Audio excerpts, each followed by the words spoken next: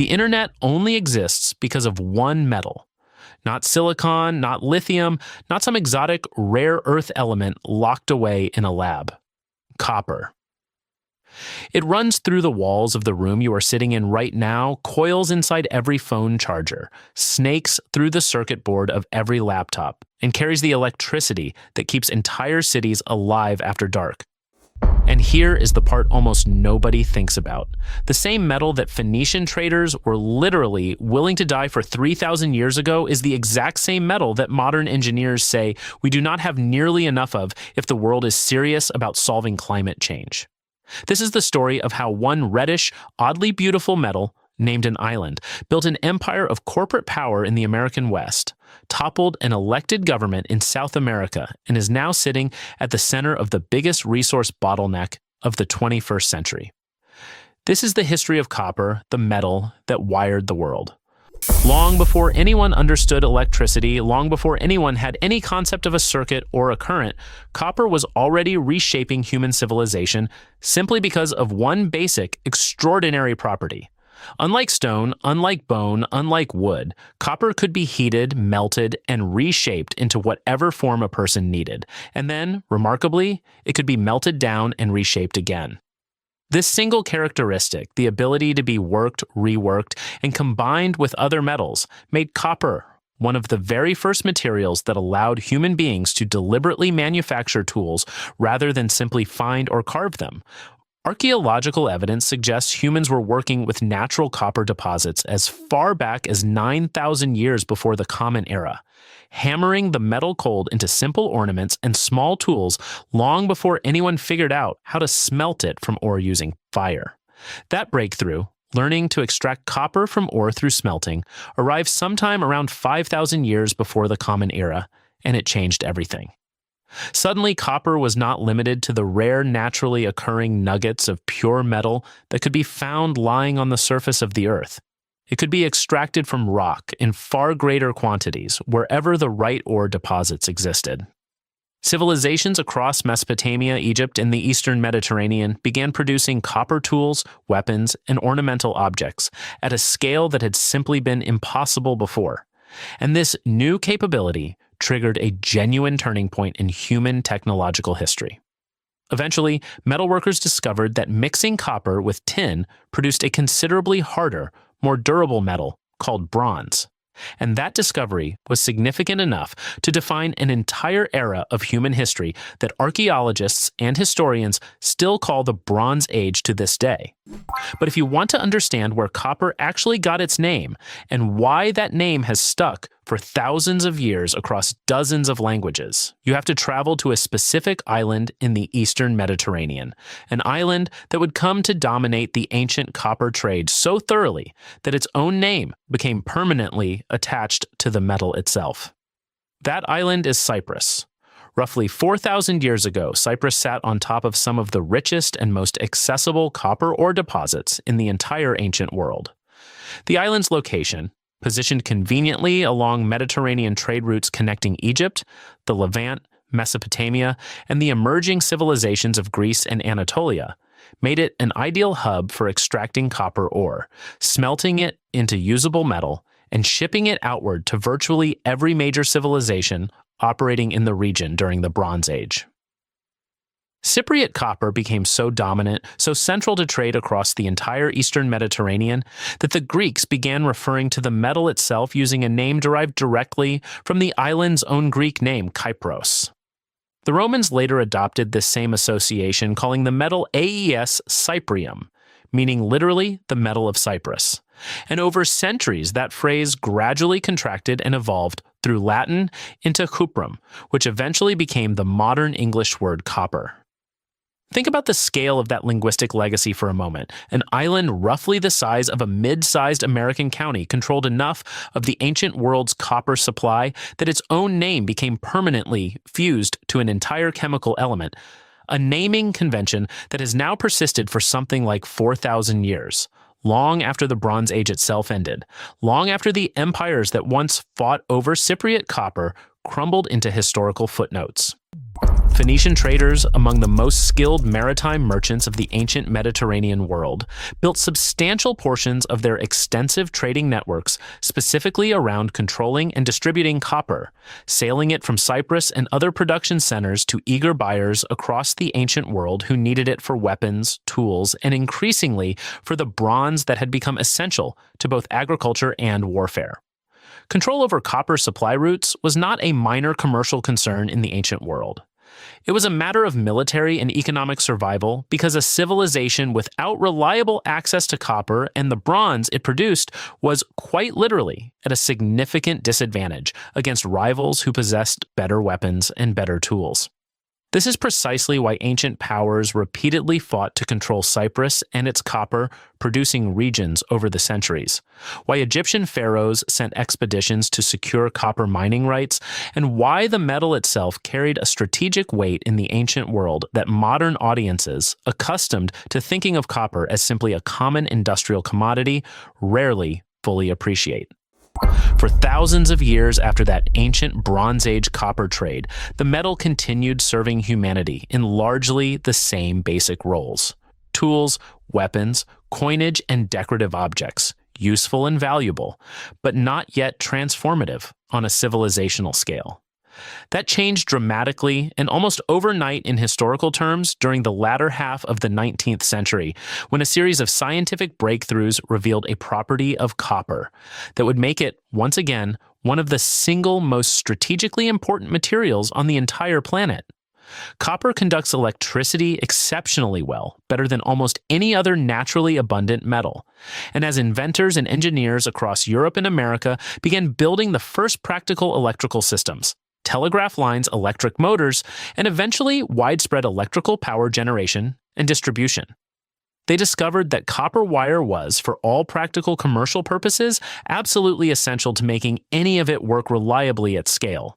This new demand for copper arrived at almost exactly the same moment that prospectors were discovering enormous copper ore deposits across the American West, and nowhere would this collision of geological discovery and industrial demand play out more dramatically or more consequentially than in the mountains of Montana. In the town of Butte, Montana, prospectors originally arrived searching for gold and silver during the mining rushes of the 1860s and 70s. But as those initial precious metal deposits played out, miners began encountering something else buried deep beneath the surface: massive, almost unbelievably rich deposits of copper ore. The timing could not have been more perfect for the men who controlled those deposits, because the entire world was simultaneously building out electrical infrastructure that needed copper wire by the millions of miles. One company, above all others, came to dominate this Montana copper boom so completely that its name became virtually synonymous with corporate power itself across the American West. The Anaconda Copper Mining Company, founded in the early 1880s and rapidly expanded under the leadership of a small group of ruthless, extraordinarily wealthy mining magnates, grew within just a few decades into one of the largest and most powerful corporations operating anywhere in the United States. By the early 20th century, Anaconda Copper controlled an astonishing share of Montana's entire economy, owning not just the mines themselves, but the smelters that processed the ore, the railroads that transported it, the timber operations that supplied the mines with wood, and even a significant portion of the state's newspapers, which the company used deliberately and openly to shape public opinion and suppress critical coverage of its own operations. The scale of Anaconda's political influence within Montana became so total that historians and journalists at the time began describing the state, without much exaggeration, as functioning almost as a company-owned territory rather than a genuinely independent state government. Anaconda executives maintained close, often financially compromising relationships with Montana's legislators, judges, and governors, and the company's massive economic footprint, at various points employing a substantial share of the state's entire industrial workforce, gave it leverage that few corporations anywhere in American history have ever matched over a single state's political system. When labor organizers attempted to unionize Anaconda's mine workers, pushing for safer working conditions in an industry that was, by any honest accounting, extraordinarily dangerous, the company responded with a combination of aggressive strike-breaking private security forces and political pressure applied directly through its allies in state government. Butte, Montana, during this era, earned a reputation as one of the most intensely fought labor battlegrounds in the entire country, a direct consequence of just how much wealth and power was flowing through a single company's control over a single strategically vital metal. Anaconda's ambitions, however, were never confined to Montana alone. As the company grew wealthier and more powerful through the early 20th century, its leadership looked outward, searching for the next great copper deposit that could feed the seemingly endless global demand for wire cable and industrial copper products. They found what they were looking for in South America, in the high, brutally dry Atacama Desert of northern Chile, where geological surveys had identified copper ore deposits of a scale that dwarfed even Montana's rich mountain seams.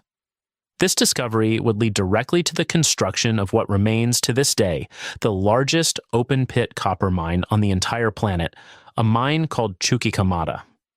Anaconda Copper began developing the Chuquicamata mine in the early 20th century, and the scale of the operation, even in its earliest decades, was almost unimaginable.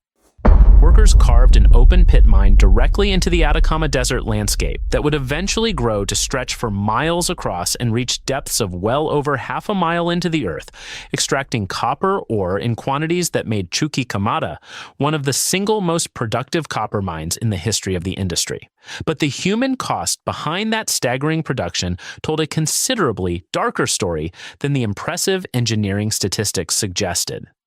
Anaconda staffed much of Chuquicamata's early operations using Chilean laborers working under conditions that labor historians and Chilean workers themselves have long described as exploitative in the extreme, with wages, housing conditions, and workplace safety standards that lagged far behind what the American company provided its workers back in Montana, even as the mine generated enormous profits that flowed overwhelmingly back to American shareholders and executives, rather than into the Chilean economy or the pockets of the Chilean workers actually extracting the ore.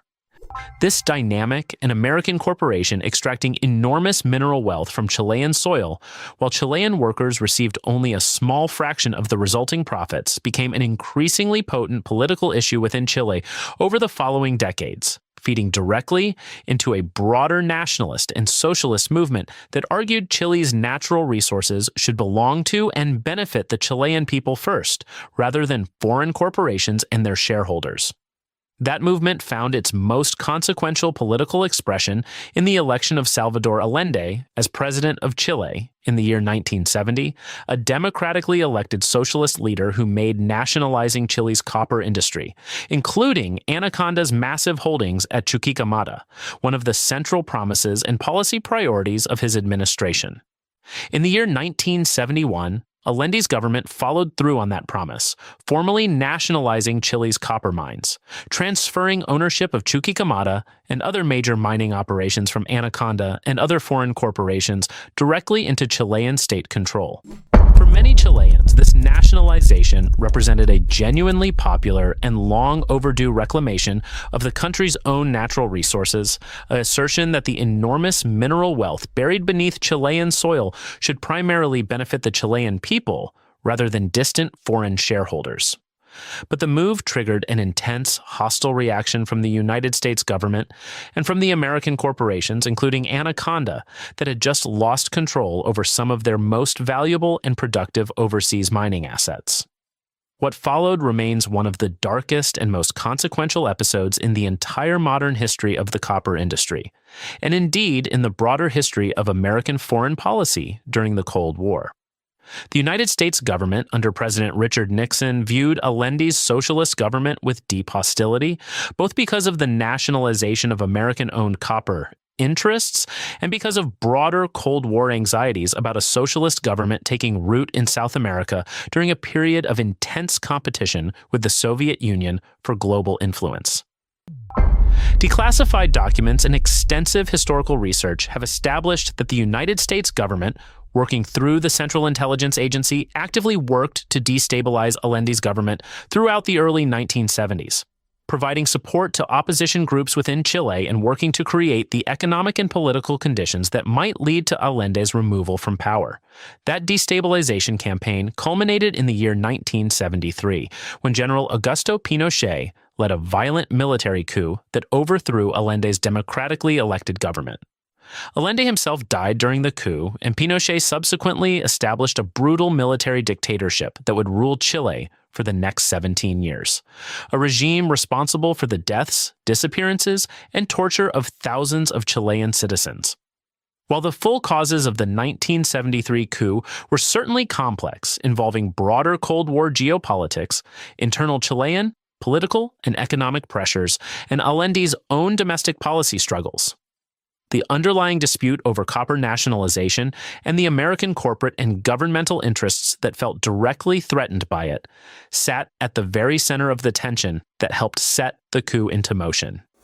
It is a genuinely sobering thing to consider that a metal used to wire homes and power electrical grids contributed directly to the violent overthrow of an elected government and the installation of one of the most brutal dictatorships in 20th century South American history. Chuquicamata itself remained under Chilean state ownership even after Pinochet's coup, eventually becoming part of Codelco, the Chilean state-owned copper company that today remains one of the largest copper-producing entities anywhere on the planet. The mine continues operating to this day, its massive open pit still expanding deeper into the Atacama Desert, still producing enormous quantities of copper for a global market that, if anything, needs the metal more desperately now than at any previous point in human history. Which brings this story to its final, and in many ways most urgent chapter, because copper's importance to human civilization has not diminished in the modern era. It has intensified dramatically, driven by an entirely new source of global demand that almost nobody could have anticipated even a few decades ago: the worldwide transition toward clean energy technology. Electric vehicles require substantially more copper than traditional gasoline-powered cars, since copper wiring carries the electrical current throughout the vehicle's battery systems, motors, and charging infrastructure. Solar panels rely heavily on copper wiring to transmit the electricity they generate into usable power grids. Wind turbines, particularly the massive offshore installations increasingly being built around the world, require enormous quantities of copper in their generators and internal wiring systems. Every single piece of this emerging clean energy infrastructure, the technology explicitly being built to solve the climate crisis, depends fundamentally on a steady, massive supply of copper. The scale of copper demand created by this clean energy transition is genuinely staggering when you look at the actual projections. Multiple industry analyses and international energy organizations have estimated that meeting global clean energy and electrification targets will require something on the order of 4 times current global copper production capacity, an increase so large that it raises serious, unresolved questions about whether the mining industry can realistically scale up fast enough to meet that demand, and if it can, at what environmental and human cost that expansion might come. This is where the story of copper circles back in a genuinely uncomfortable way to the exact geography and exact patterns of extraction that have defined the metal's darker history for well over a century. Roughly 40% of the entire world's known copper reserves sit concentrated beneath just a handful of countries, the Democratic Republic of the Congo, Chile, and Peru chief among them. The Congo in particular has become an increasingly critical source of copper and cobalt, another essential mineral for battery technology, and the mining operations extracting these resources have been repeatedly documented by human rights organizations and investigative journalists as involving dangerous working conditions, child labor in some smaller-scale artisanal mining operations, and environmental degradation that echoes in disturbingly familiar ways the exploitative extraction patterns that defined Anaconda's operations in Chile a century earlier. This creates a genuinely difficult, almost paradoxical situation at the center of the modern clean energy transition. The world needs copper in vastly greater quantities than ever before, specifically to build the solar panels, wind turbines, and electric vehicles that are supposed to reduce humanity's environmental impact and slow the progress of climate change. But the extraction of that copper, concentrated so heavily in a small number of countries with histories and ongoing patterns of exploitative, mining practices, human rights concerns, and serious environmental damage risks recreating many of the same harms that copper extraction has caused for over a century, simply relocated and intensified to meet a new climate-driven source of demand. The same fundamental dynamic that toppled Allende's government in Chile, foreign and domestic interests fighting over control of enormously valuable copper deposits, with local communities and workers often bearing the greatest costs while distant markets and shareholders capture most of the benefit, is playing out again today across mining regions in the Congo, Peru, and Chile. Except now under the added pressure of a global race against climate change that makes rapidly scaling up copper production feel almost non-negotiable to policymakers and energy companies around the world. Mining companies, governments, and international organizations are actively grappling with how to expand global copper production fast enough to meet clean energy targets while also trying to avoid repeating the worst historical patterns of exploitative extraction. And the honest answer, at this point in time, is that nobody fully knows whether that balance can actually be achieved at the scale and speed the situation demands. Some analysts point toward improved mining technology, more efficient copper recycling systems, and the development of alternative materials in certain applications as potential ways to ease the pressure on primary copper extraction. Others argue that no combination of efficiency gains or recycling improvements will be sufficient to close a gap as large as quadrupling global production, meaning new large-scale mining operations in exactly the regions already carrying the heaviest historical burden of copper. Extraction's human and environmental costs are all but inevitable in the coming decades. Step back and look at the full sweep of this story, and something genuinely remarkable comes into focus. A metal first hammered into simple ornaments 9,000 years ago, later smelted and combined with tin to define an entire age of human technological development, became so central to ancient Mediterranean trade that an entire island's name attached itself permanently to the element itself. That same metal, thousands of years later, became the essential ingredient of the electrical age,